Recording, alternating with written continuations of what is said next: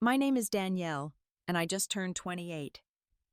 I've always believed birthdays were special a day when you feel seen and celebrated. Today I sat alone at a table for 8 watching the restaurant doors swing open for everyone but my family.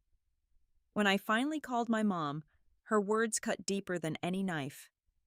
I just wanted one day. If you've ever felt invisible to the people who should see you, most leave a comment about where you're watching from, hit like and subscribe to join others who understand what it means to create your own family. I grew up in a household where excellence wasn't celebrated, it was expected. My father, Dr. Richard Thompson, was a renowned cardiothoracic surgeon whose hands saved countless lives. My mother, Catherine Thompson, climbed the corporate ladder to become one of the top lawyers at her firm. From the outside, we were the picture-perfect American family living in our beautiful Boston suburb home with its pristine lawn and tasteful holiday decorations. Then there was my younger sister, Sophia. She was the golden child from the moment she could speak. By age 4, she was reading chapter books. By 12, she was competing in national mathematics competitions. My parents beamed with pride at each award ceremony, each honor roll announcement. They never missed a single one of her academic decathlons or science fairs. I was different. From the time I could hold a crayon, I was drawn to colors, shapes, and the way light falls across objects. Art spoke to me in a language that felt like home. My elementary school teachers praised my natural talent. My high school art instructor insisted I had a unique perspective that couldn't be taught.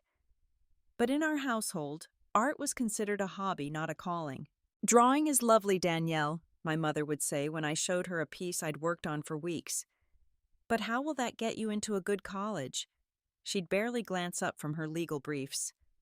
My father was kinder but no more understanding. "It's wonderful that you enjoy your art classes, sweetheart, but have you considered taking more science courses that AP biology class would look good on your transcripts?" I still remember my first major art show in 10th grade. I'd spent months creating a series of paintings that explored themes of visibility and recognition. My art teacher had given me a prime spot in the school gallery. I'd sent my parents multiple reminders, even marking it on the family calendar in the kitchen. The evening of the show, I stood by my display watching the door each time it opened. Other parents arrived, congratulated their children, took photos. 2 hours passed. My teacher gave me a sympathetic pat on the shoulder as she locked up the gallery. When I got home, I found my parents and Sophia gathered around the dining room table, celebrating her acceptance into a prestigious summer program at MIT. "Oh, Danielle was that tonight." My mother frowned when I asked why they hadn't come. "Sophia just got this wonderful news and we decided to celebrate. You understand, don't you? You can always show us your pictures tomorrow." That became the pattern of my life. Dance recitals where I scanned an audience without their faces. School events where other parents took pity and photographed me for my own family album. College application decisions celebrated with just my roommate because my parents were attending Sophia's debate championship. After graduating with my art education degree, I decided I needed space to breathe. I moved across the country to Portland, Oregon, where I secured a position teaching art to elementary school children. My students' uninhibited joy in creation reminded me daily why I'd fallen in love with art in the first place. Their wide eyes and gasps when I demonstrated a new technique healed parts of me I hadn't realized were wounded. In Portland, I found my people. Amanda, who taught 3rd grade in the classroom next to my art room, became my first real friend. She had wild curly hair and a laugh that made everyone around her smile. Then came Taylor, the school librarian, with his collection of vintage bow ties and endless book recommendations. They didn't just hear me, they listened. They didn't just see my art, they understood what I was trying to say through it. My apartment became my sanctuary. A small one-bedroom with large windows that flooded the space with perfect northern light.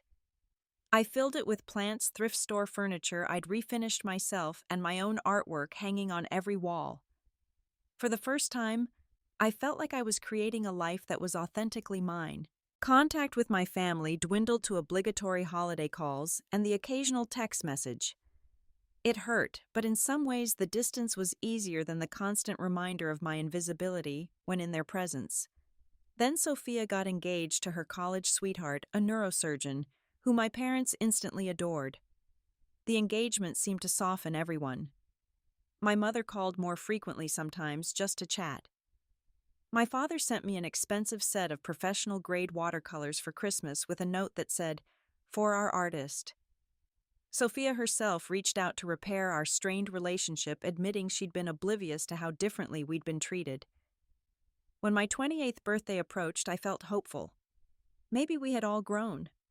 Maybe there was room in our family narrative for both the brilliant scientist and the dedicated artist. I decided to plan a small dinner at Luciana's, my favorite Italian restaurant in Portland. The owner, an elderly woman who'd taken a liking to me, always saved her best table by the window when I made a reservation. I sent proper invitations 3 weeks in advance.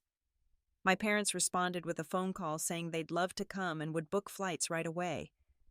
Sophia and her fiancé said they wouldn't miss it. For the first time in years, I allowed myself to believe that my birthday would be different this time. I bought a new dress, emerald green, with delicate beading along the neckline.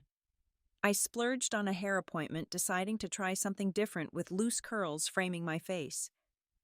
I even cleaned my apartment thoroughly in case everyone wanted to come back for coffee and dessert afterward.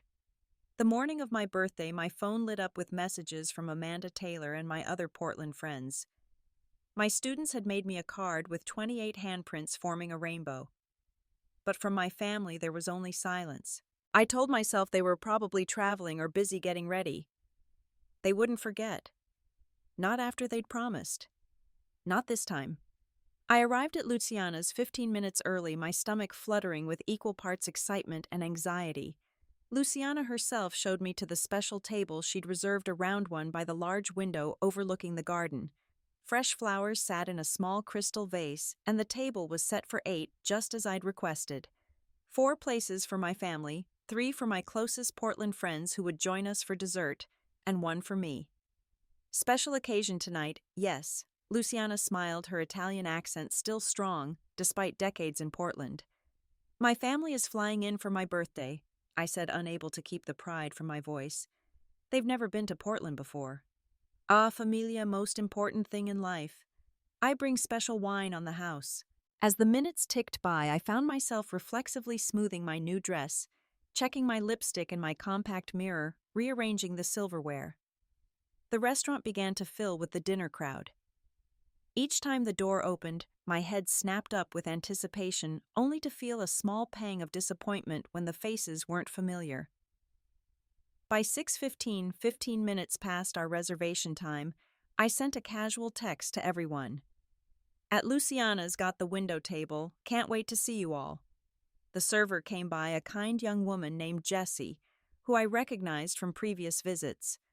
Would you like to order a drink while you wait? Just water for now, thanks. My family should be here any minute. They're coming from the airport. By 6:45, I sent another text. Everything okay, restaurant filling up fast. Hope you didn't get lost. 7 o'clock came and went. I ordered a glass of wine. Jessie brought it with a basket of bread, her eyes filled with a sympathy I didn't want to see. I forced myself to sip slowly, still believing there must be a good explanation. A delayed flight. Traffic from the airport. Maybe they'd stopped at their hotel first to freshen up. Would you like to order some appetizers while you wait? Jessie asked, when she came to refill my water glass. I nodded, ordering the calamari and bruschetta. Enough to share when they arrived, but something I could eat alone if necessary. The thought made my throat tighten. At 7:30, I called my father's cell phone. It went straight to voicemail. I tried my mother, then Sophia. No answer from either of them. I sent more texts. The appetizers came. I picked at them without tasting anything, aware of the glances from nearby tables. I pulled out my phone and opened Instagram, something to occupy my hands and eyes other than the untouched place settings across from me. The first post in my feed was from Sophia, posted just 30 minutes ago. It showed my family gathered around an elegantly set table, champagne glasses raised in a toast. The caption read, Celebrating the most special news with my favorite people, hash blessed, hash family time. My hands began to shake so badly, I nearly dropped my phone into my wine glass. They weren't coming. They were never planning to come. They were at some restaurant in Boston celebrating Sophia again, while I sat alone on my birthday making excuses to a pitying server. At 8:15, after 2.5 excruciating hours, I finally worked up the courage to call my mother again. This time, she answered on the fourth ring. "Danielle, can this wait, sweetie? We're in the middle of dinner." I swallowed hard, fighting to keep my voice steady. "Mom, it's my birthday dinner. The one you and Dad and Sophia promised to come to. I've been sitting here for over 2 hours waiting for you." There was a pause, the clink of silverware and muffled voices in the background. Then my mother's voice, slightly distant, as if she'd pulled the phone away from her mouth. "It's just Danielle. Something about her birthday." The casual dismissal made my chest physically ache. When she returned to the call, her voice held the familiar tone of impatience she reserved for interruptions. "Danielle, I'm sorry, but that was next weekend, wasn't it? Besides, we're busy celebrating something that actually matters. Your sister and James just announced they're expecting you're going to be an aunt. Surely your dinner can wait until another time." I sat there, phone pressed to my ear, as the restaurant around me blurred through unshed tears. They hadn't forgotten. It was worse than that. They'd simply decided once again that I wasn't important enough. "I understand," I said finally, my voice coming from somewhere outside myself. "Congratulations to Sophia and James." I hung up before she could respond, before my voice could break and betray me. I set my phone face down on the table and stared at the flickering candle, watching it swim and distort through the tears I refused to let fall. Not here. Not where people could see. The women's restroom at Luciana's was mercifully empty when I finally couldn't hold back the tears any longer. I locked myself in the largest stall, sat fully clothed on the closed toilet lid, and pressed my fist against my mouth to muffle the sobs that wrenched themselves from my chest. It was a pain so familiar and yet somehow fresh each time, like a wound that never fully healed before being torn open again. I flashed back to my 10th birthday when my parents had promised to take me to the Museum of Fine Arts, but had forgotten entirely, leaving me dressed up and waiting by the front door until evening. To my 16th, when the small family dinner they'd planned was canceled because Sophia had unexpectedly qualified for a prestigious academic competition. To my college graduation, when they'd arrived late and left early because Sophia had a final exam the next day. I'd spent my life making excuses for them, finding reasons why it was understandable, even reasonable, that I always came second. My sister was younger and needed more attention. My parents were busy professionals with demanding careers. My accomplishments were simply less objectively impressive than Sophia's. But sitting in a restaurant bathroom stall on my 28th birthday, it was becoming impossible to maintain those rationalizations. The truth was simpler and more painful. They just didn't care about me the way they cared about Sophia. I wasn't a priority and never had been. When I finally emerged from the bathroom, eyes red but tears dried. Jessie had cleared away the barely touched appetizers and was waiting with gentle efficiency. "Would you like to order dinner, or should I bring the check?" She asked, no judgment in her voice. "Just the check, please. I'm not very hungry anymore." As she processed my payment, she returned with a small plate holding a chocolate truffle with a single candle. "From Luciana," she said softly. "She said to tell you happy birthday." The small kindness from a restaurant owner who knew me only as a regular customer broke something inside me all over again. I thanked her, left a tip that was probably too large, and walked out into the cool Portland evening alone. The walk back to my apartment was a blur. Streets I knew well seemed strange and distorted, as if I were seeing them through someone else's eyes. The city continued around me. Friday night, revelers laughing and couples holding hands, everyone connected to someone while I moved through their midst like a ghost. My apartment, which had felt so cozy that morning, now seemed to mock me with its cheerful decorations. I'd hung a small banner across the living room wall. A birthday cake sat in the refrigerator, bought for the small after-dinner gathering that would never happen. A bottle of champagne chilled beside it. I changed out of my carefully chosen dress, scrubbed the makeup from my face, and pulled on my oldest, softest sweatpants and a faded college t-shirt. Then I sat on my couch in the dark, phone in hand, scrolling through the happy birthday messages from the people who had remembered who did care. Amanda's text came through at 10:37 p.m. "How was the big family dinner? Did your parents love Luciana's as much as you do?" I stared at the message for a long time before typing back. They didn't come. None of them came. Her response was immediate. "What are you home? I'm coming over. Don't argue." 20 minutes later, my doorbell rang. Amanda stood there with a grocery store ice cream cake in one hand and a bottle of wine in the other. Behind her was Taylor carrying a small gift bag. "Birthday emergency response team," Amanda announced, pushing past me into the apartment. "Where are your wine glasses?" I stood dumbly in my own doorway. "You guys don't have to do this. It's almost 11. Taylor guided me gently back inside. "Of course we do. It's your birthday, and you're our friend, and you're hurting. What else would we do?" As Amanda poured wine and Taylor lit the candles on the slightly melted ice cream cake, I found myself telling them everything. Not just about tonight, but about all of it, the entire pattern of my life as the invisible daughter. Words poured out of me that I'd never spoken aloud before, feelings I'd barely acknowledged to myself.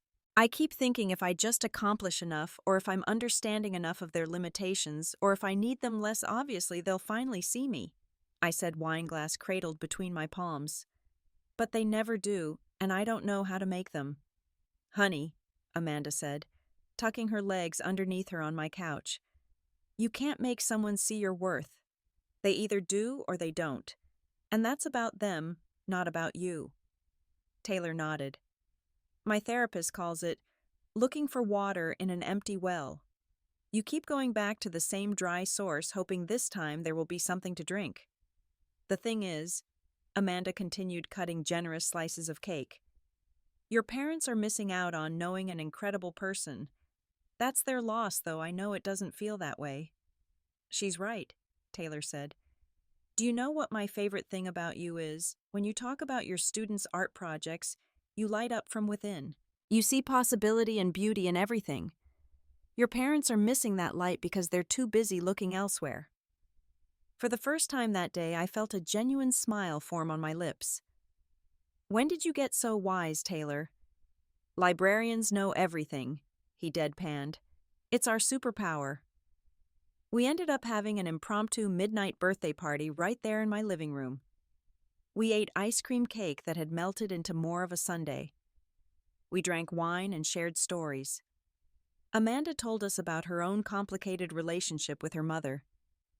Taylor admitted he hadn't spoken to his father in years after coming out. These were things I'd never known about my closest friends' wounds they carried that mirrored my own. Around 1 a.m, Amanda insisted on taking a selfie of the three of us, cheeks flushed from wine forks still in hand, genuine smiles on our faces. "There," she said, showing me the photo. "This is your real birthday celebration. These are the people who showed up." For the first time since that devastating phone call, I felt something other than hurt. I felt seen. I woke the next morning to sunlight streaming through windows I'd forgotten to close, and the smell of coffee brewing. For a moment I was disoriented, especially when I realized I was still on the couch, a throw blanket tucked around me. Then I heard quiet voices from my kitchen and remembered. Amanda and Taylor had stayed. They'd refused to leave me alone, insisting on camping out in my living room.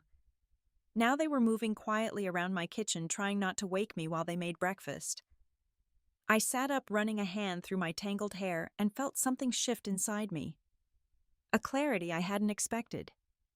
For 28 years, I'd been chasing approval from people who were constitutionally incapable of giving it to me. I'd been setting myself up for disappointment again and again, hoping for a different outcome that never came. What if I stopped? What if I accepted that my parents would always see me as secondary and built a life with people who saw me as essential instead? "She's awake," Taylor announced, appearing in the doorway with a mug of coffee. Amanda's making her famous hangover pancakes, though, to be fair, we didn't drink that much. Speak for yourself, Amanda called from the kitchen. Some of us are lightweights. The normalcy of the moment, the casual affection in their banter wrapped around me like a protective shield. These people had dropped everything on a Friday night to sit with me in my sadness. They'd never once made me feel like an obligation or an interruption. "What are you thinking about?" Taylor asked, settling beside me on the couch. "You've got your contemplative artist face on." "I'm thinking that maybe it's time I stopped waiting for my family to become something they're not." He nodded slowly. "That's a hard realization, but a liberating one, too."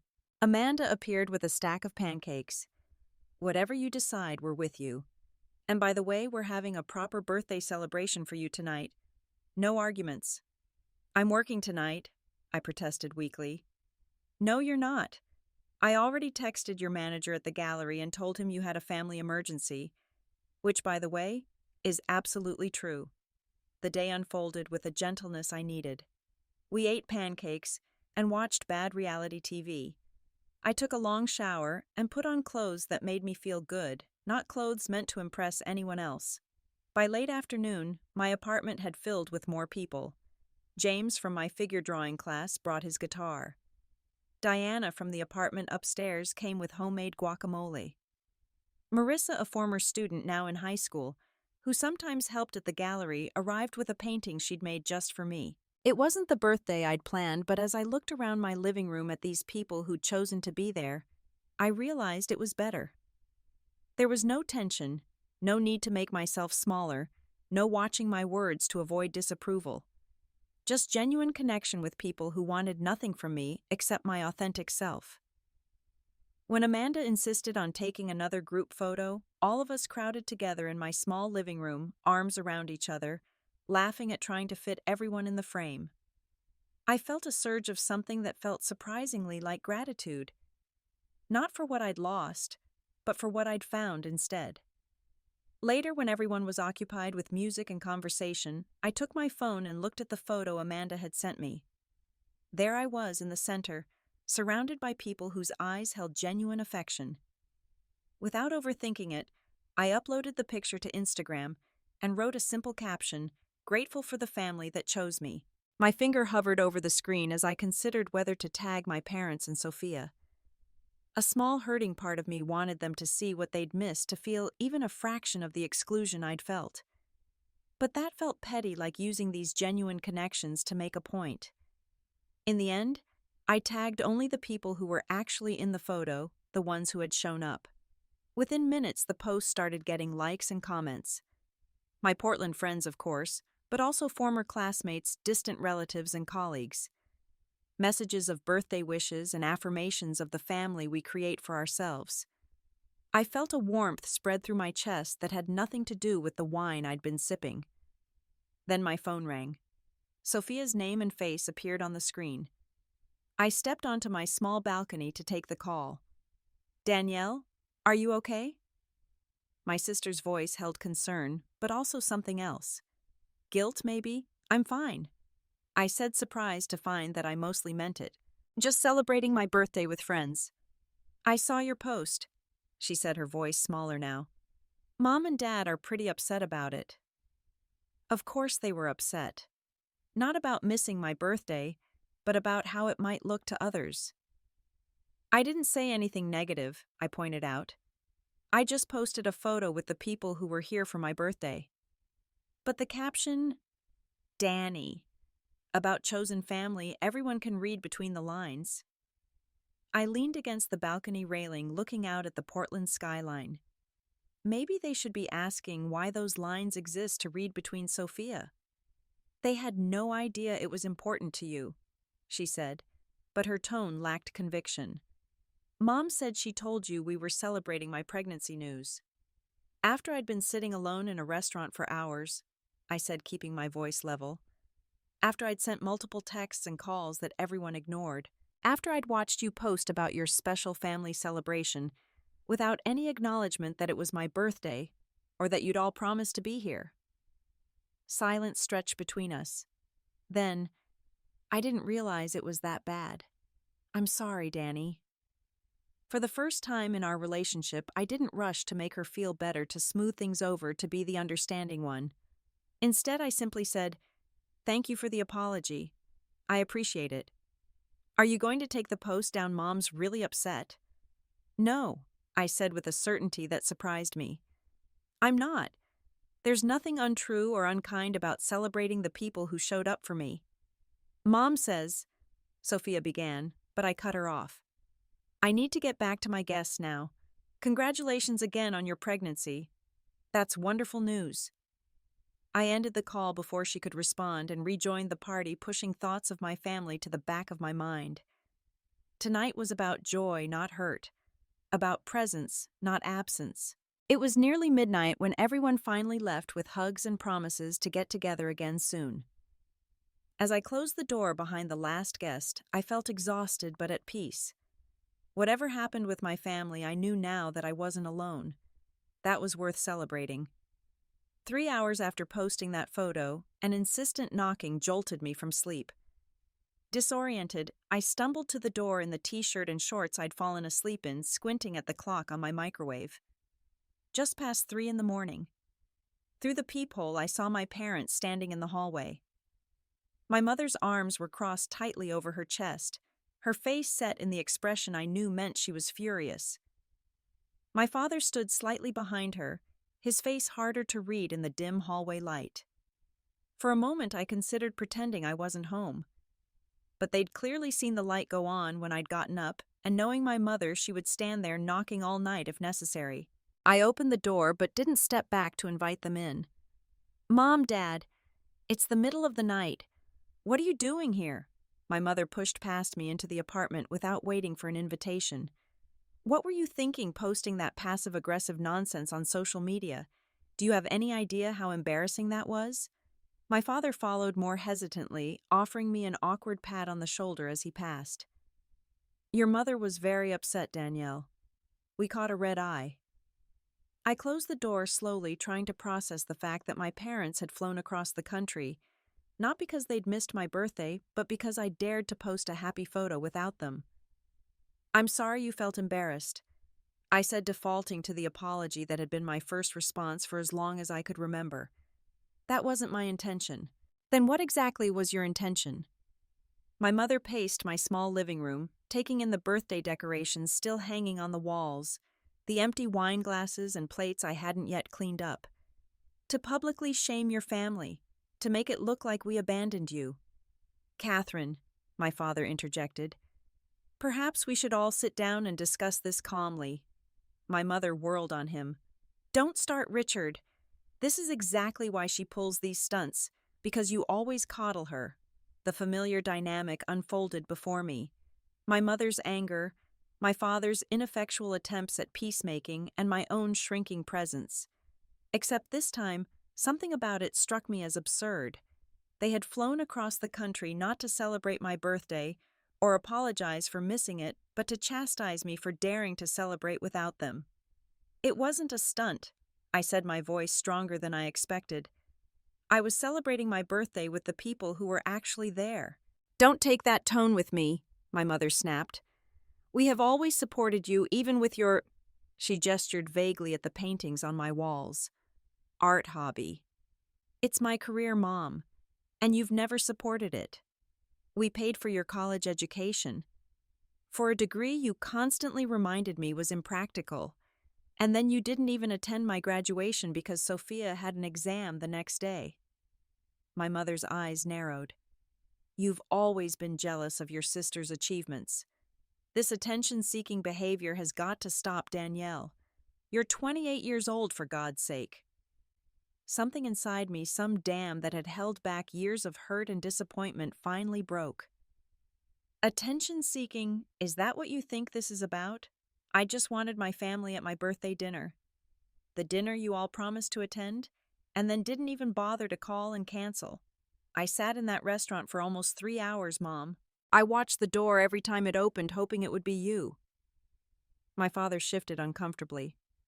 "Danny, sweetheart, we got caught up in Sophia's news. You know how excited we are about becoming grandparents. I do know that, and I'm happy for Sophia. But it was my birthday, Dad. Just once, just for one day, I wanted to be the priority. This is exactly what I'm talking about, my mother cut in. This constant need to be the center of attention. I looked at her, really looked at her, and saw something I'd never fully acknowledged before. She would never understand. She would never see the pattern of exclusion and dismissal, because in her mind it was the natural order of things. Sophia mattered more. It was as simple and as devastating as that. I don't need to be the center of attention, I said quietly. I just need to matter too. Of course you matter, my father said automatically. When? I asked, looking directly at him now. When have I ever been your priority? Name one important event in my life that you didn't miss or reschedule or leave early from because of something involving Sophia. He opened his mouth, then closed it again. The silence stretched damning in its emptiness.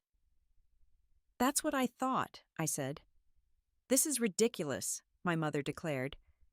We've always treated you and your sister exactly the same. I gave a hollow laugh. Mom, that's so far from the truth it would be funny if it weren't so painful. You've never missed a single one of Sophia's events. Not one. But you've barely been present for any of mine. That's different. Sophia's achievements are more important, more impressive, more worthy of your time, I finished for her. That's exactly my point. My mother's face flushed with anger. I will not stand here and be accused of favoritism by my own daughter. That post was childish and vindictive, and you will take it down immediately. For the first time in my life, I didn't back down in the face of her anger. I didn't apologize or try to smooth things over. Instead, I straightened my spine and said, no. Excuse me? She looked genuinely shocked, as if it had never occurred to her that I might refuse. I said no. I won't take it down. There was nothing untrue about what I posted. Those people showed up for me when my own family didn't. They dropped everything to make sure I didn't spend my birthday alone. They are my chosen family, and I'm grateful for them. Danielle Grace Thompson. My mother's voice took on the dangerous quality it had when I was a child being scolded. You will not disrespect us like this. I'm not the one who showed disrespect. I said, my voice shaking but determined. You are. By making promises you never intended to keep. By making me feel my entire life like I was never quite good enough to deserve your full attention. By showing up at my door in the middle of the night, not to apologize, but to demand that I hide the evidence of your neglect. My father stepped forward, hands outstretched in a placating gesture. Danny, we never meant to make you feel that way. We love you. Maybe we've made mistakes, but... Speak for yourself, Richard, my mother interrupted. I've done nothing wrong. If Danielle chooses to interpret our actions in the most negative light possible, that's her decision. I looked between my parents, suddenly exhausted beyond words. I think you should go now. We are not finished with this discussion, my mother insisted. Yes, we are. At least for tonight. It's after 3 a.m, I'm tired, and nothing productive is going to come from continuing this conversation right now. Danielle. Please leave, I said, moving to open the front door. We can talk again when everyone's had some sleep and cooled down. My father took my mother's elbow, gently guiding her toward the door. She's right, Catherine. Let's go back to the hotel. We can continue this tomorrow. My mother looked like she wanted to argue, but something in my expression must have convinced her it would be futile. With a final glare that held equal parts anger and bewilderment, she allowed my father to lead her into the hallway. As I closed the door behind them, my hands were shaking so badly I could barely turn the lock. I slid down to sit on the floor back against the door and let the tears come. But for the first time, they weren't tears of hurt or rejection. They were tears of release, of finally speaking truths I'd kept buried for a lifetime. The days following that late-night confrontation were a strange mixture of emotional exhaustion and unexpected clarity. I called in sick to work on Monday. something I rarely did, and spent the day in a sort of daze alternating between bursts of empowered energy and periods of profound sadness. My parents made no attempt to contact me the next day, and I didn't reach out to them either. I needed space to process what had happened, to understand the seismic shift that had occurred in our relationship. For the first time in my life, I had stood my ground with them, refused to accept the familiar narrative that my feelings and needs were less valid than my sister's. By Tuesday afternoon, I was sitting on my couch sketching aimlessly when Amanda texted to check in. Within 15 minutes, she was at my door with takeout and a sympathetic ear. I told her everything about my parents' midnight visit, the confrontation, and my unprecedented refusal to back down. "I'm proud of you," she said simply when I finished. "That took incredible courage." "I don't feel courageous," I admitted. "I feel terrified, like I've blown up the only version of my family I've ever known, and now I don't know what happens next." "That's exactly why it was brave. You chose truth over comfort, even though the truth is scary and uncomfortable."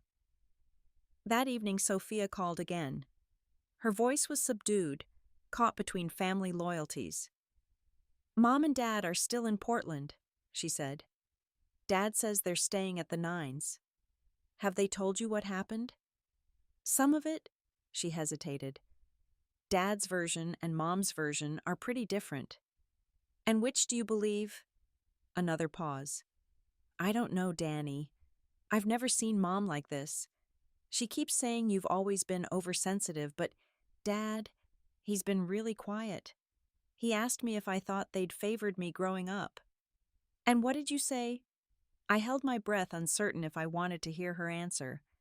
"I said I never noticed it, which is true, but that doesn't mean it didn't happen." Her voice softened. "I'm starting to think about a lot of things differently, like how they came to every single one of my science competitions, but I can't remember them ever going to your art shows. I just never questioned it before." It was the first time my sister had ever acknowledged, even indirectly, the disparity in our parents' treatment. A tiny crack in the family mythology we'd all participated in maintaining. "Thank you for saying that," I said quietly. "I'm sorry about your birthday, Danny. I should have remembered, even if they didn't." Later that week, I started seeing a therapist, something I'd considered for years but had never followed through on. Dr. Winters was a calm, insightful woman who helped me understand the family dynamics that had shaped me and how to begin setting healthier boundaries. "What you're experiencing is a grief process," she explained during one session. "You're mourning the family you wanted and needed but never had." "Will it always hurt this much?" I asked. "No," she said with gentle certainty. "The pain changes shape over time. It becomes something you carry rather than something that carries you." Meanwhile, my circle of friends grew closer and more supportive. Taylor invited me to a weekly game night with his partner and friends. Amanda made sure I never spent too much time alone with my thoughts. My students' unbridled enthusiasm for art reminded me daily why I'd chosen this path regardless of my parents' approval. 2 weeks after our confrontation, I received an email from my father. It was awkwardly formal, as his communications often were, but beneath the stiffness, I could sense a genuine attempt to reach across the divide. "Dear Danielle," he wrote, "I've been doing a lot of thinking since our discussion in Portland. Your mother and I have had several difficult conversations about the points you raised. While she is still hurt by the public nature of your post, I have come to recognize that there may be truth in what you said about our family dynamics over the years." He went on to apologize specifically and concretely for missing my birthday dinner. No excuses, no qualifications, just a straightforward acknowledgement of hurt caused and regret felt. "I cannot change the past," he concluded, "but I would like to do better going forward if you're willing to give me that chance. Your mother needs more time, but I hope eventually she too will come to understand your perspective. I am proud of the woman and artist you have become, Danielle, even if I haven't always shown it adequately." I read the email several times, tears blurring the screen. It wasn't everything, but it was a beginning, a small bridge extending from his side toward mine. I responded with equal care, neither rushing to forgive nor holding on to anger, but acknowledging his effort and expressing cautious hope for a new kind of relationship between us. "I don't need perfect parents," I wrote. "I just need parents who see me." 1 month after my birthday, my artwork was featured in a local gallery showing. It was a series I'd been working on for nearly a year, exploring themes of visibility, connection, and chosen family. The gallery owner had been particularly moved by a triptych that showed figures gradually coming into focus, emerging from shadow into vibrant color. I hadn't sent an invitation to my family, but I hadn't explicitly excluded them either. I'd mentioned the showing in my email exchanges with my father, leaving an opening without creating an expectation. Setting boundaries, my therapist called it. Protecting myself while remaining open to positive change. The opening night was busy, the gallery filled with Portland's art community, and many of my students and their parents. Amanda and Taylor had helped set up the refreshment table, and now moved through the crowd, chatting easily with strangers. I was discussing my use of light with an interested collector when I felt a presence at my elbow and turned to find my father standing there looking slightly out of place in his East Coast business casual attire. "Dad?" I said, unable to hide my surprise. "You came." He nodded, hands in his pockets, eyes moving from me to the painting behind me. "Is this a bad time? I can wait until you're finished." "No, it's fine. This is..." I turned to the collector, who smiled and graciously moved on to another piece, giving us privacy. For a moment we stood in awkward silence, both unsure how to navigate this new territory between us. "These are really something, Danny," he finally said, gesturing to the paintings. "I don't know much about art, but even I can see there's something special here."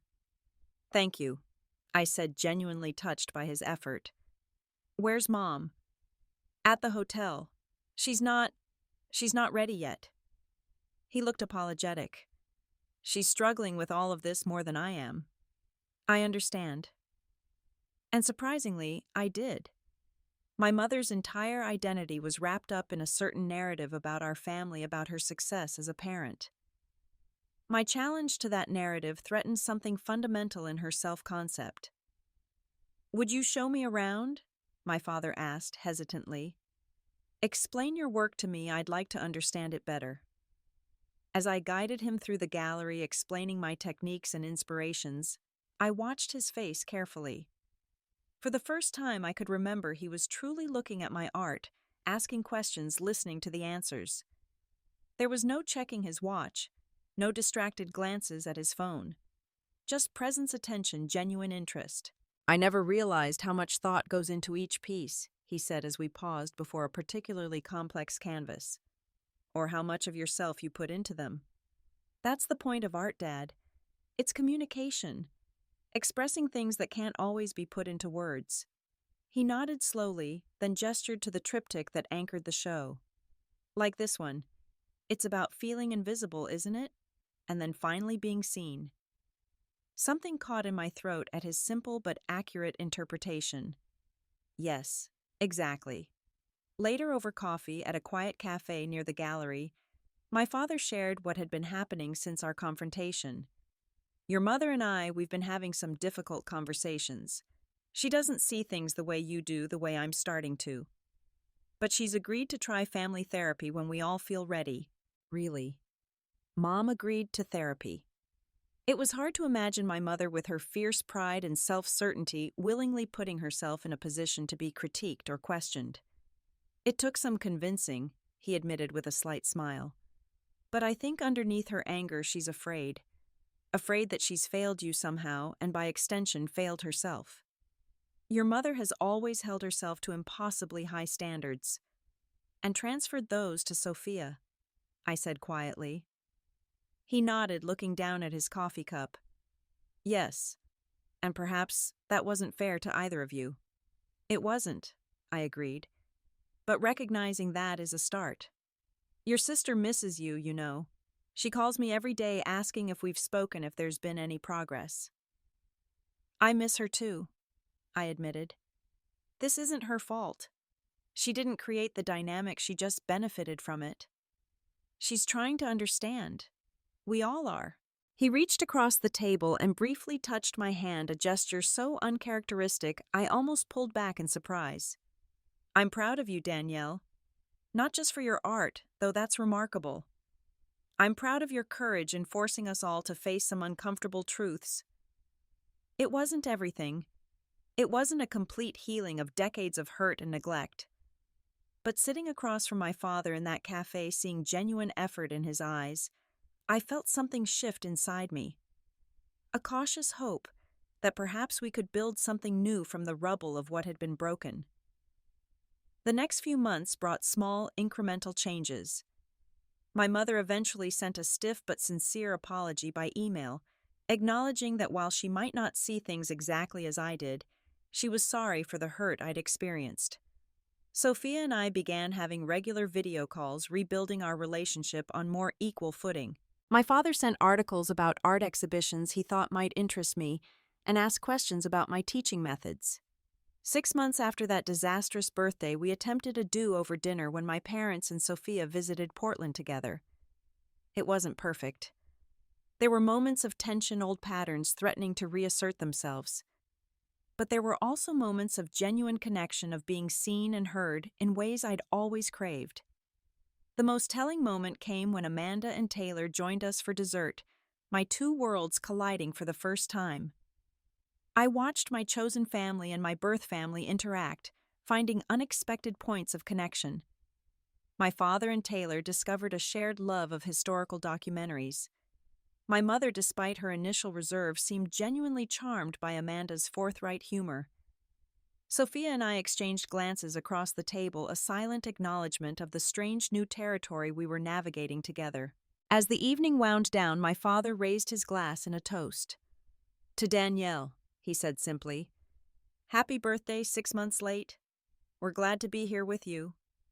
"To Danielle," everyone echoed, and I felt a warmth spread through me that had nothing to do with the wine.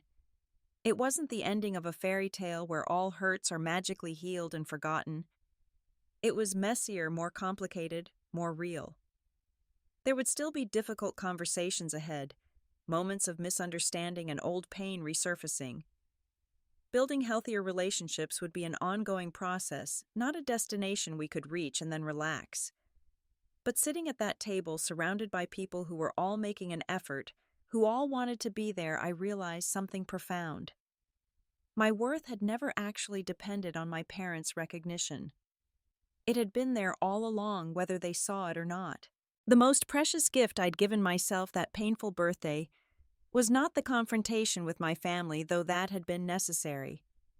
It was the decision to stop waiting for validation from people who couldn't give it and to start building a life filled with those who could. To create spaces where I felt valued and seen, rather than constantly struggling to be noticed in spaces where I wasn't. As we left the restaurant, walking together through the cool Portland evening, I caught my father looking at me with a mixture of pride and regret that brought unexpected tears to my eyes. "What are you thinking about?" he asked, noticing my expression. That sometimes the hardest boundaries to set are the ones that ultimately allow for the most love. I answered honestly. He nodded slowly, understanding more than I would have given him credit for 6 months earlier. And sometimes we don't realize what we've been missing until someone is brave enough to show us.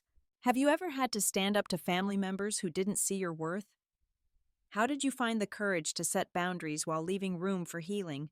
I'd love to hear your stories in the comments below. Don't forget to like this video if it resonated with you. Subscribe to join our community of people creating lives filled with authentic connections, and share with someone who might need to hear that their worth isn't determined by other people's ability to recognize it. Thank you for being here. Remember, the family that matters most is the one that makes you feel like you matter.